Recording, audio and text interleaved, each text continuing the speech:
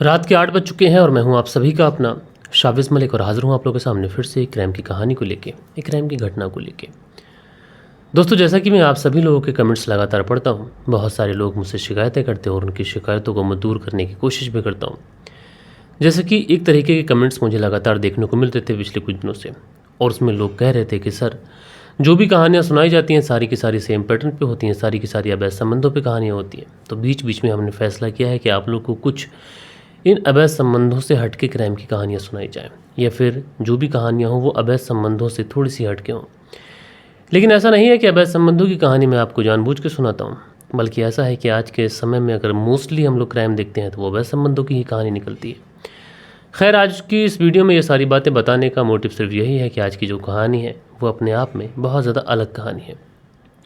और आज की कहानी सुनाने से पहले महज मैं आप लोगों से इतना ही कहूँगा कि हमारे देश के अंदर चाहे शिक्षा हो, चाहे गांव के अंदर इंटरनेट पहुंचाना हो या फिर और सुविधाएं पहुंचाना हो, ये सारी ही चीज़ें बहुत ज़्यादा अच्छी हैं। लेकिन उसके बावजूद भी कुछ ऐसा है, वो मैं आप लोग को वीडियो के अंत में बता दूंगा या फिर बीच में बता दूंगा, जिसकी वजह से हज़ारों लोगों की जान जाती है। तो क्या वो चीज़ है और किस वजह से जान जाती है, इसी के इर्द गिर्द आज की ये कहानी होने वाली है। और दोस्तों, आज की कहानी को शुरू करूं उससे पहले आप सभी लोगों से रिक्वेस्ट करना चाहूँगा कि जो लोग चैनल पर पहली बार विजिट करके आए वो लोग चैनल को सब्सक्राइब कर लें, साथ के साथ जो बेल आइकन रहता है उस बेल आइकन को भी प्रेस कर लें, ताकि जो हमारी स्टोरीज़ रहती हैं ये लगातार आप लोग को समय पर मिलती रहें। तो चलते हैं फिर सीधा सीधा इस कहानी का रुख करते हैं। आज की कहानी की बात करें दोस्तों, तो आज की कहानी झारखंड से है, और इसी झारखंड के अंदर एक ज़िला लगता है सिमडेगा ज़िला। और ये जो सिमडेगा ज़िला है, इसी सिमडेगा ज़िले के अंतर्गत एक थाना आता है, ठिठई टागर थाना। और ये जो ठिठई टागर थाना है, इसी ठिठई टागर थाने के अंतर्गत एक गांव आता है, जामपानी गांव। और इसी जामपानी गांव के अंदर एक परिवार रहा करता है। इस परिवार में जो परिवार के मुखिया हैं, इनका नाम है आनंद टेटे। उम्र लगभग इनकी 53 वर्ष के आसपास है। पहले ये फौज में थे। जब ये फौज में थे तो उस समय इनकी पीठ में अचानक से दर्द उठा। अब 53 साल की उम्र में जब इस तरीके से दर्द उठता है तो उनको लगता है कि मैं आर्मी की सर्विस अब ठीक से दे नहीं पाऊंगा, इसलिए ये रिटायरमेंट लेने का फैसला करते हैं। और फाइनली ये रिटायरमेंट लेने के बाद में साल 2022 में अपने घर आ जाते हैं। अब घर आने के बाद में अपनी फैमिली के साथ में रहना शुरू करते हैं। लेकिन दोस्तों, जो एक फ़ौजी होता है उसके साथ एक दिक्कत भी होती है। दिक्कत कहें या फिर उसकी खुद की अपना एक तौर तरीका जीने का। वो सुबह को जल्दी उठ जाता है, साथ के साथ फिटफाट रहने की कोशिश करता है। भले ही जिस्म से फ़ौजी हार जाए, लेकिन मन से कभी नहीं हारता। इसलिए जो आनंद टेटे होते हैं, जिनकी उम्र 53 वर्ष के आसपास होती है, भले ही इन्होंने आर्मी की जॉब छोड़ दी थी, लेकिन अब अपने काम के लिए, अपने बिजनेस के लिए लगातार मेहनत करते रहते। कभी फैसला करते कि कोई दुकान खोल लेंगे, कभी फैसला करते कि कहीं पे जॉब कर लेंगे। तमाम तरीके की चीज़ें, तमाम चीज़ें जो है इनके जहन में आती। उसके बाद में कभी कहीं जाते, कभी किसी बिज़नेस के बारे में पता करते, तो कभी किसी बिज़नेस के बारे में पता करते। इधर दूसरी तरफ जो परिवार था, ये भी अपनी ज़िंदगी सकुशल बसर कर रहा था। आनंद टेटे के पास में ऐसा तो नहीं था कि पैसे ना हों, लेकिन उसके बावजूद भी ये सोच रहे थे कि जो बुढ़ापे का टाइम है वो घर पे खाली बैठे बैठे कब तक गुजरेगा। इसलिए बेहतर यही होगा कि अगर कोई कामकाज मिल जाए जिसमें ज़्यादा मेहनत ना करनी पड़े, बैठे बैठे का कोई कामकाज हो, चाहे दुकान हो या फिर कुछ और, तो ऐसे में वो सारी चीज़ें कर लेंगे, और ताकि उनकी आने वाली जो ज़िंदगी है वो एक तरीके से बिज़ी हो जाए और वो घर पे पड़े पड़े बोर ना हो। इसी सिलसिले में साल 2023 में जनवरी का महीना आ जाता है। अब जनवरी के महीने में आनंद टेटे और अपनी सर्च जो है वो तेज़ करते हैं, यानी अपनी इन्वेस्टिगेशन अपने काम को लेके तेज़ करते हैं। ऐसा करते करते इसी मशक्क़त में कौन सा बिज़नेस करें, कौन सा ना करें, जनवरी का जो पूरा महीना होता है ये ऑलमोस्ट गुजरने को हो जाता है। फिर उसके बाद में जनवरी की तारीख आती है 25 जनवरी साल 2023। और इस 25 जनवरी साल 2023 को जो आनंद टेटे होते हैं, ये अपनी पत्नी और बाकी के लोगों से कहते हैं कि वो काम के सिलसिले में कहीं जा रहे हैं और शाम तक लौट आएंगे। लिहाजा उसके बाद में जो आनंद टेटे होते हैं चले जाते हैं। परिवार वाले जो लोग थे ये अपने कामों में बिजी। धीरे धीरे वक्त गुजरता रहता है, शाम का वक्त होने को आता है, लेकिन जो आनंद टेटे थे ये अभी तक लौट कर नहीं आए थे। अच्छा, अमूमन ऐसा होता भी नहीं था कि आनंद टेटे लौट कर ना आए, क्योंकि शाम को चाय पीने का जब समय होता था तो उस समय आनंद टेटे घर लौट आते थे। लेकिन आज वो चाय का समय भी जा चुका है, ऑलमोस्ट अंधेरा होने को है, लेकिन आनंद टेटे अभी लौट कर नहीं आए। अच्छा, वो लौट के नहीं आए तो उसके बाद में परिवार वाले कहते हैं कि क्यों परेशान हो, और एक बार फ़ोन करके पूछ लो कि कहाँ पे है। अब जैसे ही फ़ोन नंबर लगाया जाता है तो फ़ोन नंबर स्विच ऑफ बताता है। अब जब फ़ोन स्विच ऑफ बताता है तो परिवार की थोड़ी सी चिंता बढ़ती है। जब चिंता बढ़ती है तो उसके बाद में परिवार वाले आनंद टेटे को ढूंढना शुरू करते हैं। तमाम उन जगहों पर जाते हैं जहाँ पर वो जा सकते थे, तमाम उन मिलने वालों से मिलते हैं जहाँ पर वो बैठा करते थे। लेकिन दोस्तों होते करते ऐसे ऐसे जो 25 तारीख की रात थी, ये पूरी रात ऐसे ही गुजर जाती है, लेकिन आनंद टेटे के बारे में कहीं से भी कोई जानकारी नहीं मिलती है। हालांकि परिवार वाले जब आधी रात से ज़्यादा का समय हो जाता है तो घर की जो महिलाएं होती हैं उनको चिंता होने लगती है कि क्या हो गया, कहाँ चले गए। लेकिन बाकी के जो लोग होते हैं, परिवार वाले, एक दूसरे को हौसला देते हैं, कहते हैं कि ठीक है जैसा भी है, लेकिन कहीं गए होंगे तो आ जाएंगे, परेशान होने की ज़रूरत है नहीं। ऐसा करते करते अगला दिन सुबह हो जाता है। जब सुबह होता है तो आनंद टेटे को फिर ढूंढना शुरू करते हैं। अब उसके बाद में दोस्तों से पूछताछ करते हैं, मिलने वालों से पूछताछ करते हैं, लेकिन कहीं से भी कुछ नहीं मिलता है। अच्छा, बीच कुछ में फ़ोन भी ट्राई किया जाता है कि फ़ोन से कुछ पता चल जाए, लेकिन जो फ़ोन था वो भी लगातार स्विच ऑफ ही बता रहा है। अच्छा, उसके बाद में जो लोग थे घर वाले, वो फैसला करते हैं कि दूर के जो रिश्तेदार हैं जिनके घर आनंद टेटे कभी कभी चले जाया करते थे, तो हो सकता है वहीं कहीं चले गए हों, तो एक बार वहाँ फ़ोन कर लेते हैं। अब रिश्तेदारों को कॉल किया जाता है, रिश्तेदारों से पूछा जाता है, लेकिन जो रिश्तेदार होते हैं वो भी यही कहते हैं कि आनंद टेटे तो आए नहीं। साथ के साथ गांव के लोगों से भी पूछताछ की जाती है, तो गांव के लोग तो यही बताते हैं कि आज तो हमने आनंद टेटे को देखा ही नहीं। अमूमन वैसे जहाँ गांव के लोग बैठा करते थे वहाँ पर आनंद टेटे बैठ जाया करते थे, लेकिन आज तो किसी ने देखा ही नहीं। लिहाजा होते करते 25 तारीख का यह मामला था, 26 गुजर जाती है, 27 गुजर जाती है, और 27 गुजरते गुजरते जो परिवार के लोग थे ये पूरी तरीके से टूट चुके थे, अपनी उम्मीद छोड़ चुके थे, और इनको नहीं लग रहा था कि इस केस को हम खुद से सुलझा सकते हैं। फाइनली उसके बाद में ये लोग पुलिस थाने पहुंचते हैं, ठिठई टागर थाना। वहां पर पहुंचने के बाद में मिसिंग कंप्लेंट दर्ज कराते हैं। बताते हैं कि हमारे परिवार के जो मुखिया हैं आनंद टेटे, जो कि पूर्व फौजी हैं, और 25 तारीख को घर से निकले थे लेकिन अभी तक लौट कर नहीं आए। पुलिस वाले जो थे वो आनंद टेटे की जो गुमशुदगी है उस गुमशुदगी की रिपोर्ट दर्ज करते हैं और उसके बाद में छानबीन शुरू करते हैं। तमाम लोगों से पूछताछ की जाती है, परिवार वालों से पूछताछ की जाती है, गांव में हर जगह जाके पूछताछ की जाती है, लेकिन जो आनंद टेटे थे इनके बारे में कहीं से भी ना पुलिस को ना घर वालों को कोई क्लू मिल ही नहीं पा रहा था कि आखिरकार आनंद टेटे कहाँ चले गए, कहाँ पे हैं और कब लौट के आएंगे, और उनके साथ में कुछ अनहोनी तो नहीं हो गई। इस तरीके की पुलिस के पास में अभी तक ना कोई क्लू था और ना पुलिस के पास में कोई सुराग था। उसके बाद में पुलिस वाले फैसला करते हैं कि यहाँ से तो कुछ मिल नहीं पा रहा है, एक बार परिवार वालों से पूछताछ कर लेते हैं। परिवार वालों से पूछा जाता है कि तुम्हारी किसी से कोई दुश्मनी, कोई रंजिश, या फिर तुम्हें किसी के ऊपर कोई शक हो, कोई प्रॉपर्टी का विवाद हो, या फिर हाल फिलहाल में आनंद टेटे का किसी के साथ में कोई झगड़ा हुआ हो। लेकिन जितने भी परिवार के सदस्य होते हैं वो कहते हैं कि साहब ऐसा तो कुछ भी नहीं है, हमारे जो पिता थे वो तो सीधे साधे व्यक्ति थे, सज्जन थे, आर्मी के रिटायर्ड अफसर थे, इसलिए सारे लोग उनकी इज्जत किया करते थे, तो ऐसे तो हम किसी के ऊपर शक कर नहीं सकते, न कोई दुश्मनी का एंगल, न किसी तरीके से कोई ज़मीनी विवाद। जब ये सारी चीज़ें नहीं मिलती हैं उसके बाद में पुलिस वाले गाँव में अलग अलग तरीके से अपने मुखबिर एक्टिव करते हैं, यहाँ से कुछ मिल जाए, लेकिन दोस्तों वहाँ से भी कुछ मिल नहीं पाता है। आखिरकार दोस्तों फाइनली पुलिस वाले फैसला करते हैं कि जो आनंद टेटे की तस्वीरें हैं ये आस पड़ोस के जितने भी ज़िले, जितने भी थाने हैं उन सारी जगहों पर भेजी जाएँ, ताकि अगर कहीं पर कुछ ऐसा मिले तो कम से कम, या किसी की मिसिंग कंप्लेंट या फिर कोई व्यक्ति पुलिस थाने गया हो तो कम से कम हमें पता चल जाए। लिहाजा इसी कड़ी में दिन ब दिन गुजरते रहते हैं, और यानी 25 तारीख को ये लापता हुए थे और 30 तारीख आ जाती है, यानी 30 जनवरी साल 2023। और इसी 30 जनवरी साल 2023 को इसी ठिठई टागर थाने के अंदर एक फ़ोन आता है, और ये जो फ़ोन था ये पड़ोस के ही एक ज़िले से आया था। इस ज़िले का नाम था गुमला ज़िला, और इसी गुमला ज़िले के अंतर्गत एक थाना आता है कामाडार थाना, और इसी कामाडार थाने से फ़ोन आता है। फ़ोन आने के बाद में वो जो उधर से पुलिस अफसर होते हैं बताते हैं कि जिस तरीके की चीज़ें तुमने भेजी हैं, जिस तरीके का ड्राफ्ट तुमने भेजा, उसके आधार पे हमें लग रहा है कि एक डेड बॉडी हमें मिली है, और कहीं ना कहीं ये डेड बॉडी इस ड्राफ्ट से मैच खा रही है। दरअसल 25 तारीख को हमें एक डेड बॉडी मिली थी जिसके जिस्म पर चाकुओं से ताबड़ा तोड़ वार किए गए थे। उसके बाद में हमने तलाश तो बहुत की, न इस डेड बॉडी की शिनाख्त हो पाई और न इसके परिवार का कोई सदस्य पुलिस थाने आया। ऐसे में हमें डाउट है, हमें शक है कहीं ये डेड बॉडी इसी शख्स की तो नहीं है। उसके बाद में जो पुलिस वाले होते हैं ठिठई टागर थाने के, वो कांटेक्ट करते हैं आनंद टेटे के परिवार वालों से। उसके बाद में इन लोगों से कहते हैं कि एक डेड बॉडी मिली है गुमला ज़िले के अंतर्गत, और वहाँ के पुलिस वालों को ये डाउट है कि वो डेड बॉडी तुम्हारे परिवार के जो आनंद टेटे मिसिंग है उनकी है। जैसे ही परिवार वाले ये बात सुनते हैं, परिवार वालों को तो अपने कानों पर विश्वास ही नहीं होता है। परिवार वाले कहते हैं कि नहीं, ऐसा नहीं हो सकता, लेकिन फिर भी पुलिस वाले कहते हैं कि एक बार हमारे साथ चलो। तो उसके बाद में जो आनंद टेटे की पत्नी होती है, आनंद टेटे की जो बेटी होती है जिसका नाम आशा टेटे होता है, ये सारे लोग वहाँ पर पहुँचते हैं। पहुँचने के बाद में डेड बॉडी को इन लोगों को दिखाया जाता है। और जैसे ही ये लोग डेड बॉडी को देखते हैं तो जो आनंद टेटे की बेटी होती है आशा टेटे, वो तुरंत उस डेड बॉडी की शिनाख्त कर लेती है और शिनाख्त करने के बाद में कहती है कि साहब, ये डेड बॉडी किसी और की नहीं बल्कि मेरे ही पिता आनंद टेटे की है।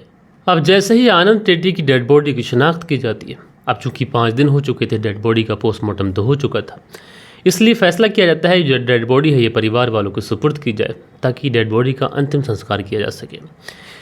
फिलहाल जो परिवार वाले होते हैं डेड बॉडी को लेते हैं, लाने के बाद में रिश्तेदारों को खबर करते हैं और उसके बाद में उस डेड बॉडी का अंतिम संस्कार कर दिया जाता है। अब डेड बॉडी का अंतिम संस्कार हो चुका था, लेकिन पुलिस वालों के जहन में, बाकी के परिवार वालों के जहन में सिर्फ और सिर्फ एक ही चीज़ चल रही थी कि आनंद टेटे का कत्ल किसने और क्यों कर दिया।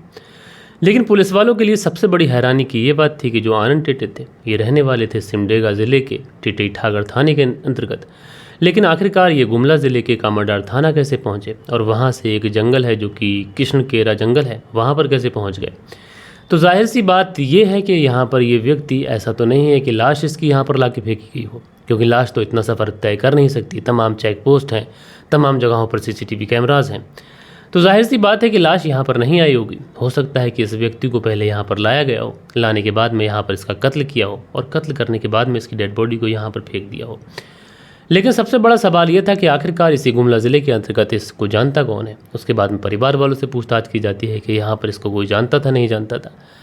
तो जो परिवार वाले होते हैं वो कहते हैं कि साहब आनंद तो रिटायर्ड थे, फौजी थे, तो अभी हाल फिलहाल में ही उन्होंने रिटायरमेंट लिया था, तो ऐसे में यहाँ पर कौन जानता है, हमें पता नहीं, वो तो बस अपना बिजनेस जमाने की कोशिश कर रहे थे, इसके अलावा और कुछ था नहीं। फिर परिवार वालों से तमाम तरीके की चीज़ें, दुश्मनी एंगल सारे पूछे जाते हैं। साथ के साथ अवैध संबंधों से लेकर किसी से करीबी, किसी से दुश्मनी, पुलिस हर एक छोटे छोटे पहलू पर प्रकाश डालती है। लेकिन दोस्तों, इस पूरे केस के अंदर एक दिन ना सही बल्कि 8 दिन गुजर जाते हैं और होते करते महीनों का वक्त गुजर जाता है। महीनों का वक्त गुजर चुका था। पुलिस ने चाहे अवैध संबंध हो या फिर पारिवारिक कोई दुश्मनी या फिर कोई भी छोटी मोटी चीज़, हर चीज़ पर प्रकाश डाल लिया था। लेकिन दोस्तों, पुलिस को सबूत के नाम पर इस केस के अंदर सुई की एक नोक तक नहीं मिली थी। अब दोस्तों, इस केस के अंदर दिन लगातार गुजरते चले जा रहे थे, यानी दिनों में हफ्ते और उसके बाद महीने, कब 4 से 5 महीने का समय गुजर जाता है, किसी को कानो-कान खबर नहीं लगती है। जो बिटिया थी आशा टेटे, ये लगातार पुलिस थाने जाती और पुलिस थाने जाने के बाद में पूछती कि पिताजी के कातिल का क्या हुआ, क्या उसके बारे में कोई सुराग, कोई सबूत मिला। अच्छा, पुलिस वाले जब बिटिया आशा टेटे को पुलिस थाने में देखते तो उनको भी लगता कि हम इस केस को सुलझा नहीं पा रहे हैं, कितना ज़्यादा समय गुजर गया। और इस केस के अंदर सबसे बड़ी दिक्कत ये थी कि जिस जगह पर केस दर्ज था और जो हत्या हुई थी, यानी डेड बॉडी जो मिली थी, वो दूसरे थाने में मिली थी, तो यहाँ पर भी काफ़ी ज़्यादा अंतराल। दूसरी तरफ परिवार वालों की एक तरीके से बेबसी, क्योंकि जो आनंद टेटे थे यही परिवार के अंदर महज थे जिनकी वजह से परिवार चल रहा था। ऐसे में उनका भी कत्ल हो गया, एक तरीके से परिवार भी असहाय था। लेकिन कहीं ना कहीं परिवार ये सोच रहा था कि जो भी कातिल है कम से कम वो पकड़ा जाए, कहीं ऐसा तो नहीं कि वो व्यक्ति ऐसा हो कि वो परिवार के और किसी सदस्य को भी नुकसान पहुंचा दे। इस वजह से परिवार वाले और ज़्यादा परेशान थे। लिहाजा उसके बाद में पुलिस फैसला करती है कि अब इस केस को हम किसी भी तरीके से सुलझा के रहेंगे। इसलिए पुलिस वाले इस गाँव के अंदर, पूरे एरिया के अंदर, गांव के अलावा जो आस पड़ोस के गांव होते हैं उन गांवों के अंदर भी अपने मुखबिर एक्टिव करती है। और पुलिस को इस दौरान 3 नाम पता चलते हैं। पुलिस इस थ्योरी पे काम कर रही थी कि आखिरकार इस आनंद टेटे की किसके साथ में दोस्ती थी, किसके साथ में पैसों का लेन देन था, क्योंकि अब ऐसा संबंध, ये सारी चीज़ें तो पुलिस वाले पहले ही खंगाल चुके थे। अब ऐसे में दोस्ती वाला जब एंगल खंगाला जाता है तो यहाँ पर पुलिस को 3 नाम मिलते हैं। एक होता है अमर का, दूसरा राजेश पर और तीसरा नाम होता है अजित। अब जब इन तीनों के बारे में पता चलता है तो उसके बाद में पुलिस जो थी वो इन तीनों को उठाती है। उठाने के बाद में इन तीनों को पुलिस थाने लेके आती है, इनसे पूछताछ करती है। तो शुरुआत में तो ये पुलिस को इधर उधर की बातें बताते हैं, लेकिन उसके बाद में जब ये अपना मुंह खोलते हैं तो एक ऐसी कहानी निकल के आती है जिसे सुनने के बाद में आप लोग, जैसे मैंने आप लोग को शुरू में बताया था, वो चीज़ें बाहर आती हैं। दरअसल जो आनंद टेटे थे, जब ये आर्मी की जॉब छोड़ कर रिज़ाइन कर कर वापस आए थे तो वहाँ पर एक फ़ंड भी मिलता है। जो भी आर्मी का कोई ऑफिसर अगर जॉब उसकी पूरी हो जाती है या फिर कुछ, तो उसके बाद में अच्छा खासा इन्हें पैसा मिला था। अब ये सोच रहे थे कि ये अपने पैसे को कहीं पे लगाएं जिससे पैसे में थोड़ा सा बढ़ोतरी हो, बिज़नेस चल जाए, क्योंकि अभी 53 साल की महज उम्र है, आगे बिटिया भी है, परिवार है, तो ऐसे में अगर कोई बिज़नेस सेटअप बैठ जाएगा तो फिर ठीक ठाक रहेगा। अब आनंद टेटे बेचारे, जो कि एक फ़ौजी आदमी थे, उन्होंने कभी बिज़नेस का ABCD भी नहीं देखा था। अब ऐसे में जब वो बिज़नेस करते हैं तो उनका जो बिज़नेस था डूब जाता, पैसे डूब जाते, इसलिए परेशान होते। अब ये समझने लगते हैं कहीं ऐसा तो नहीं कि उनके ऊपर कोई ऐसा कुछ ग्रह का दोष हो या फिर कोई ऐसा दोष हो जिसकी वजह से उनका जो बिज़नेस है लगातार डूब जा रहा है। अमूमन इस तरीके की चीज़ें, इस तरीके के वहम आ जाते हैं। अब उसके बाद में जो आनंद टेटे थे, जब इन तीनों से इस बात का जिक्र करते हैं तो इन तीनों में से एक व्यक्ति होता है अमर। ये अमर बताता है कि एक ऐसा सिक्का है, अगर वो सिक्का तुम्हें मिल जाए तो वो सिक्का पैसे को अपनी तरफ खींचता है। अब जैसे ही ये बात आनंद टेटे को पता चलती है तो आनंद टेटे कहते हैं कि वो सिक्का मुझे दिलवा दो यार कहीं से भी। तो ये तीनों लोग कहते हैं कि उसके लिए 12 लाख रुपए की डिमांड है, यानी उसकी इंटरनेशनल मार्केट में कीमत जो है वो करोड़ों में है, लेकिन हम तुम्हें 12 लाख रुपए में वो सिक्का मुहैया करा सकते हैं। अब आनंद टेटे जब ये बात सुनते हैं तो उसके बाद में 12 लाख रुपए इन तीनों को देते हैं और उसके बाद में कहते हैं कि जल्द से जल्द सिक्का उन्हें मुहैया कराया जाए।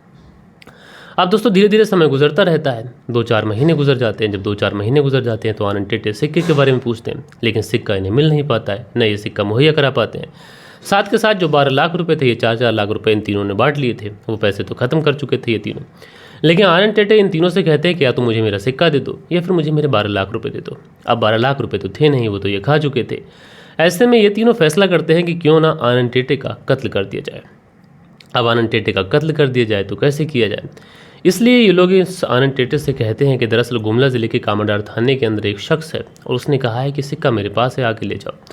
उसके बाद में ये चारों लोग वहाँ पर पहुँचते हैं। वहाँ पर पहुँचने के बाद में कामाडोर जो जंगल है वहाँ पहुँचते हैं और वहाँ पहुँचने के बाद में इसी आनंद टेटे की हत्या कर देते हैं और हत्या करने के बाद में वहाँ से 9 तो 11 हो जाते हैं।